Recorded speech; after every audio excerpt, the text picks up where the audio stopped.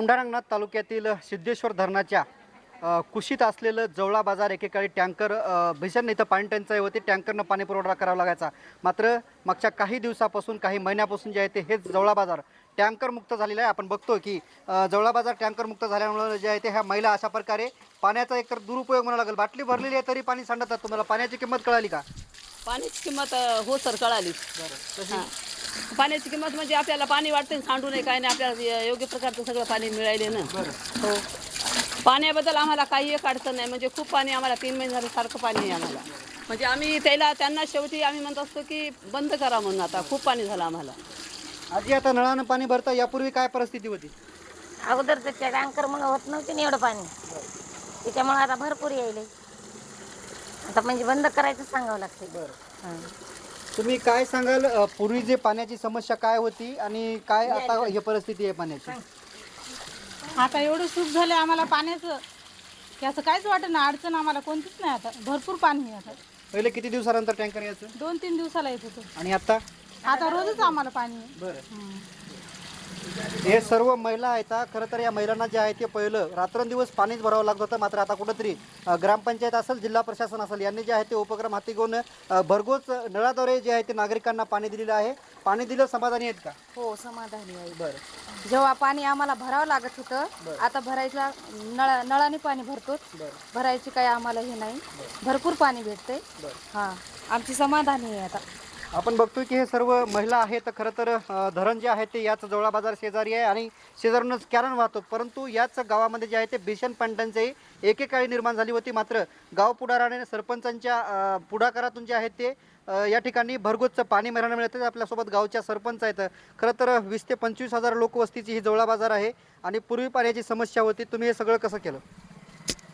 नमस्कार, मी स्वाती दत्ता आंभोरे, सरपंच जवळा बाजार. जसं की तुम्हाला माहीत आहे की या अगोदर आम्ही 5 वर्ष यायच्या अगोदर म्हणजे खूप पाणी टंचाई होती. महिलांना असं 2-2 किलोमीटर असं पाण्यासाठी जावं लागत होतं. आणि महिलांचं काय, मी स्वतःच म्हणजे दुसऱ्याच्या याच्यामध्ये शेतामध्ये जाऊन असं कपडे धुवायला वगैरे गेलेली आहे बायकांसोबत. तर मग आता तेव्हापासून मी ऋषीच्या पप्पा म्हणजे माझ्या पतींना मी नेहमी म्हणत होते की आपल्या गावामध्ये पाण्याची आणि कचऱ्याची खूप मोठी म्हणजे समस्या आहे, तर ती आपल्याला सोडवण्यासाठी काहीतरी करायला पाहिजे. तर मग ते आम्ही ग्रामपंचायतचे कर्मचारी म्हणजे पाणी पुरवठा कर्मचारी यांच्या सहाय्याने, ग्रामस्थांच्या सहाय्याने आणि मेन म्हणजे माझ्या पतीच्या सहकार्यामध्ये हे सर्व काही शक्य झालेलं. बरं, खरं तर हे सगळं तुम्ही स्वतः अगोदर अनुभवलं होतं. त्रास काय असतो महिलांना, एकतर घरकाम करत करत पाणी भरावं लागते. महिलांची समस्या दूर केलेली आहे. पुढचा संकल्प काय आहे? पुढचा संकल्प म्हणजे महिलांना मेन अन्न, वस्त्र, निवारा ह्या मूलभूत गरजा आहेत माणसाच्या. पण तरीही पाणी, जल हे जीवन आहे. पाण्याशिवाय आपण राहू शकत नाही. तर त्यासाठी बरं, खरं तर आपण बघतोय की ह्या सरपंच होत्या, यांनी जे आहे ते पहिलं पाण्यासाठी कसे कष्ट घेतले होते आणि त्याच कष्टातून जे आहे ते यांनी सर्व गावांनाही मोफत पाणी देण्याचा मानस घेतला होता आणि तो मानस पूर्ण केला आहे. आपल्यासोबत सरपंचपती येतं. सर्व उपक्रम कसा राबवला, कुठल्या योजनेतून काम केलं? बोललं जातं की स्वखर्चातून काम केलं. नेमकं कसं पाणी पुरवलं? आम्ही काय केलं, एक 15 वित्त आयोगातून पाणी पुरवठ्याचे काही एक पैसे होते आपले, ते आम्ही आपल्या कॅनलवर काही 4 मोटर टाकल्या, एक विहिरीवर मोटर टाकली, एक इरिगेशनची एक मोटर विहीर होती, त्याला आम्ही 40 फूट खोल घातलं. त्याच्या अनुषंगाने काही पैसे 15 वित्त आयोगाचे किंवा बाकी स्वखर्चातून जे चालर चिल्लर सामान लागते, पाईप वगैरे किंवा तुटी वगैरे न जे काही इतर साहित्य लागते ते आम्ही स्वखर्चातून जसं लागन तसं किंवा जशी अडचण भासन तसं आम्ही स्वखर्चातून पाईपलाईनीला किंवा याला मजुराला वगैरे काही पैसे लागतात ते आम्ही चालू केलेले. पण हे पाण्याचा एक मुबलक असा होता विषय की जवळा बाजारला ते म्हणतात ना धरण उशाला आणि कोरड घशाला त्या प्रकारात होतं. आमच्या चौबाजूनं कॅनल गेलेला आहे, पण या माध्यमातून कधी याच्या आधी किंवा मोटरमुळे किंवा पाईपलाईनद्वारा काही पाण्याचा काही विचार झाला नाही. पण माझ्या एक मिसेसनं मला एक कल्पना सुचली, बाबा महिलासाठी बहुत म्हणजे पाण्याचं हेळसण होत आहे, तर तुम्ही पाण्यासाठी काहीतरी नियोजन करू शकता का, काही मार्गदर्शन? तर मी म्हणलं बाबा आपण जवळपास इथे कॅनलला आपण एक 15 वित्त आयोगातून काही मोटर वगैरे टाक्याचं नियोजन करू. त्या उद्देशानं आम्ही कर्मचारी आमचे 2-3 घेऊन किंवा काही गावकऱ्याच्या हिशोबानं आम्ही पाईपलाईन मोटर टाकले. तिथून 1.5 इंची पाईप प्रत्येक गलीला गेला आणि 2-4 घराला एक कनेक्शन दिलेलं आहे. त्यांना मुबलक म्हणजे 12, 13, 14 तास म्हणलं त्यांचं पाणी होत नाही तेवढं आम्ही बंद करीत नाही, भरपूर पाणी.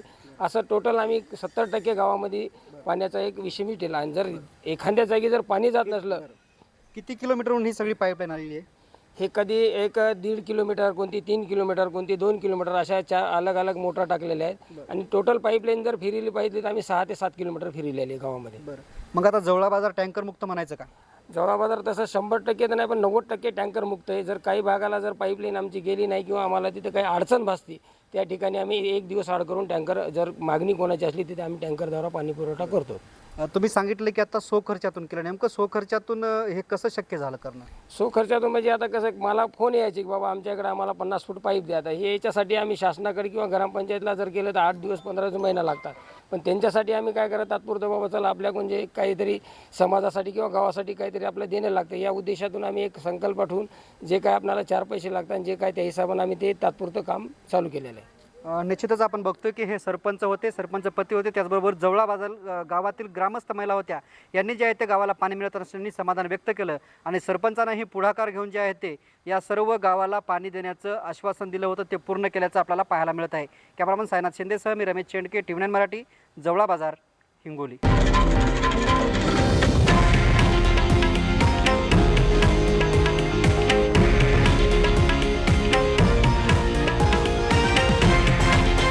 हे आहे देशातील नंबर 1 न्यूज नेटवर्क आणि आपण पाहत आहात TV9 मराठी, एकमेव.